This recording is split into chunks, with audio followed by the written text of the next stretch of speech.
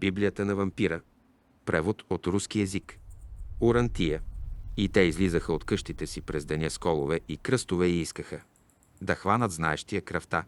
И те се скитаха в невежество, защото не знаел, че сред тях има такива, които служат на знаещия и роби на знаещия.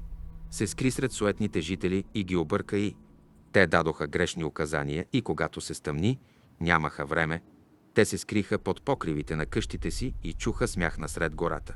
Този, който познаваше кръвта, дойде и слугите му се поклониха и той се засмя и хората полудяха, а последният, който запази здравия си разум, този, който знаеше, заповяда да доведат най-красивото момиче от селото за голям. Те бяха виновни пред този, който знаеше, тъй като искаха да намерят неговия ден. Подслон, иначе, заплаши знаещия, той ще дойде в селото през нощта и неговите стъпки ще бъдат стъпките на самия ужас, неговите докосвания ще бъдат докосванията. Вечност, а очите му ще бъдат очите на древните, които спят там, където спят.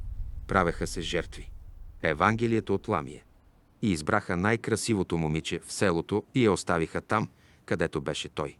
Каза, и когато нощта падна над света и вълците изпяха песента на лова, дойде. След като позна кръвта, той съблече дрехите и завладя девственото тяло и той изпи кръвта и разкъса снежно-бялата кожа с острите си като бръснач ногти, с остри зъби той захапа все още биещото сърце, а писъците отекнаха над мястото, където някога е бил почитан древният ужас и спящият е чувал. Дълбоко под земята звярат крещеше и усещаше как се просмуква през земята. Кръвта на момиче, лишено от девственост, чрез ужасен и древен обред. И звярат се събуди и се изправи, изправяйки земята под светлината на нощното слънце. И кръвоносният зналец се откъсна от окървавеното парче месо, което някога беше най-красивото момиче в този район и отиде да се срещне с древния звяр, и той се усмихна, и от тази усмивка листата и цветята увяхнаха и непознатите бездни. Погледна през очите му. И той се бори с звяра и онази нощ. Ужасна грамотевична буря и вятър, който след това се превърна в торнадо, което се разрази. Дървета с корени и в центъра на този вихър познаващият кръвта се бореше с древния звярат, и той повали звяра и започна да пие кръвта му, насищайки се с непознато сила. Бурята утихна, денят дойде и този, който познаваше кръвта, си тръгна, превръщайки се дори. По-могъщ и измъченото тяло на момичето получи нов живот. Както в то съдържаше семето на познаващия кръвта и се превърна в кошмарно същество, което дълго време тя продължаваше да пие кръвта на околните хора. Евангелието от Ламие. И един ден този, който познаваше кръвта, насочи поглед към хората, които се биеха. И той стигна до една от армиите, които претърпяха поражение, и влезе право в шатрата. Командир и никой не смееше да го спре. Знаещият го гледа дълго време. Отпуснатото лице на някой, който някога е управлявал света и си е мислил какво е толкова специално в това, тази глава, която беше покорила толкова много глави. И до сутринта той беше обърнал гръб на поглед от главата на командира, която лежеше на масата, и той излезе при войниците и каза: аз ще бъда ваш владетел, аз ще ви водя към победа, и той поведе своите. Малка армия срещу безбройна армия и вървеше напред този, който познаваше кръвта, и демоните на бездната се смяха с него. И той премина през вражеската армия. Като нож през масло и той разкъса войните с голи ръце и ги разкъса зъби и пиеше кръвта им, която течеше на потоци този ден. И войните му, вдъхновени, те последваха този, който знаеше, и разпръснаха вражеската армия и много. Следвайки неговия пример, те пиеха кръв и ядяха сурова прясна човешка плът и те с изненада осъзнаха, че това им дава сила и го похвалиха. Той знаеше и се засмя със смеха на луд, който познава същността на разума. И той ги поведе по-нататък и те превзеха градове с штурм и реки от кръв текоха по тях. Улици, където войните на познаващия кръвта засищаха глада си. И той създаде великия. Империята и страхът завладяха чужди страни пред неговите армии. И тогава един ден познаващият кръвта пиршествал в тронната си зала, когато някой дошъл при него. Старец. Сивокосият старец с луд поглед дълго време гледаше като знаещия. Той прехапва гърлото на млада красавица, как лакомо пие кръв и как я изхвърля. Я отведе, след като се насити, при робите си. Защо слугите ти правят секс с мъртво момиче? Попита той. Старецът потръпна. Така, отговори знаещият, те се съчетават с вечността. Виждал съм много подобни ритуали по улиците на града и този не е най-страшният. Защо направи това? О, проклетник! Защо създаде империята на злото, където хората, превърнати в демони? Видях родители да пият кръвта на децата си, децата ядат братята и сестрите си. Наистина ли мислите, че така се учат? Кръв? Не, отговори знаещият. Аз просто им показах как да живеят по различен начин. По друг начин, твоят свят не е по-малко жесток, но ти криеш жестокостта си вътре в себе си. Всички тези хора вътре в звяра, сега току-що излезе наяве. Кои сте вие? Старче, не те ли е страх да ми задаваш такива въпроси? Аз съм пророк, пратеник на боговете, които бяха ужасени от делата ти.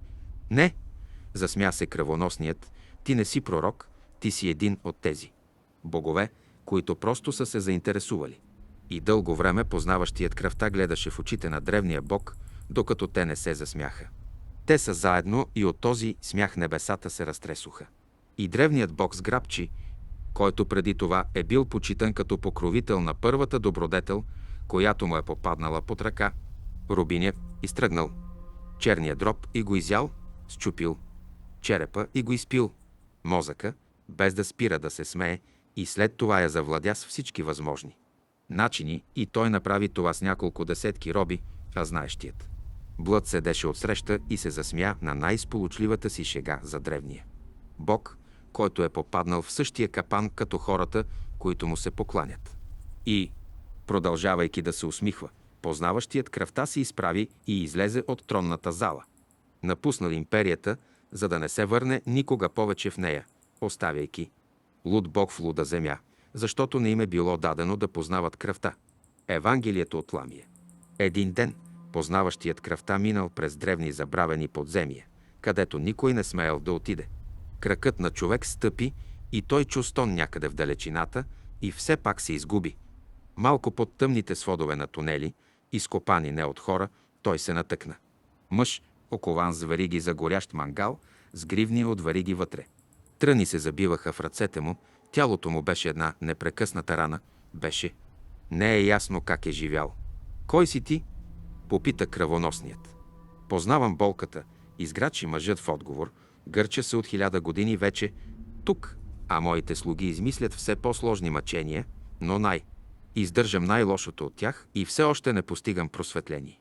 Не мога да следваш пътя на знаещия, тъй като няма мъчение, което да събуди знанието на мен. Значи ти е нужно най-страшното мъчение, за да познаеш пътя. Ухили се той. Познавайки кръвта, няма нищо по-лесно, това ви казвам, векове на мъчение и страданието беше напразно, сега ще те убия и никога няма да разбереш какво искаше да знае. Не, извика мъжът и каменното ехо продължи да се рее под сводовете още дълго време. Пещери, но знаещият кръвта се приближаваше, за да го убие, и за това кратко. Момент само за частица от секундата, докато ръката на познаващия кръвта го прекъсна. Главата, мъжът най-накрая постигна това, към което се беше стремял през годините на мъки. Той познаваше болката и умря с блажена усмивка на устните си, а този, който познаваше кръвта, си тръгна по пътя. Евангелието от Ламия. Една нощ, вървейки по планинска пътека, познаващият кръвта срещнал войн, облечен в броня с кръст на гърдите, виждайки знаещия, войнат грабна. Меч и готов за бой. Кой си ти? Попита кръвоносният, а студенината на думите му накара мъжа. Свивам се. Аз съм един от онези, които убиват децата ти. О, проклето създание! Възкликна войнат и замахна с меча си. Но стоманата само се плъзна покрай знаещия. Какво е това в моите творения, което те не харесва? Попита знаещият, те не са по вкуса на никого. Донесе зло, те не донесоха злото. Възкликна войнат. Хайде да слезем в селото, което лежи в подножието на тези планини, и ще видиш какво правят онези, на които си дал властта. С кръв И слязоха в селото и минаха по улиците му. Кръв покриваше земята и стените на къщите, изгризани кости, лежаха под краката, подути, осакатени. Трупове с разкъсани вътрешности, лица, замръзнали в ням ужас и смукани до капка. Последната капка кръв на бебетата. Това правят децата ви, извика рицарят, и само хора като мен. Можем някак си да спрем този кошмар, но аз не виждам нищо осъдително, свираме незнаещият. Кръв, те просто вървят по пътя на знанието. Но това, което са направили, е ужасно. Каза войнат, те са рожба на ада. Адът и раят са в душата ти. Поклати глава кръвоносният. Можеш. Погледнете света през призмата на рая или през призмата на ада. Погледнете през призмата на рая. И този, който познаваше кръвта, го разпна на стената на къщата, разпари корема му и го извади. Оттам взел червата на рицаря, хвърлил ги на земята и му счупил гръбнака и ръцете. И крака, а рицарят, гледайки всичко това през небесните храсти, само се усмихна. Блаженство, което изпитваше за първи път в живота си. Виж, каза знаещият, ти погледна през рая, сега погледни през ад. И знаещият извърши магия, раните на рицаря заздравяха, гръбнакът му срасна и раната в корема заздравя, всички останали рани заздравяха и знаещият си тръгна. Но не, нямаше край на кошмарните мъки на рицаря, защото той виждаше всичко през ада и въпреки, че беше здрав, той се търкаляше в агония по земята, без да намира облегчение от болката, която няма име. И дълго време той търсеше познаващия кръвта и го намери и попита. Направете го последен роб, само за да не изпитва мъки. Говори за ада, каза знаещият, без да го знаеш.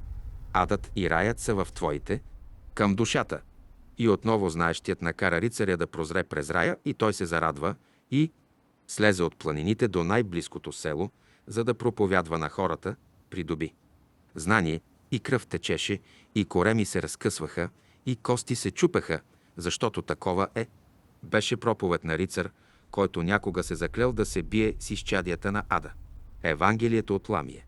Книга Ереба,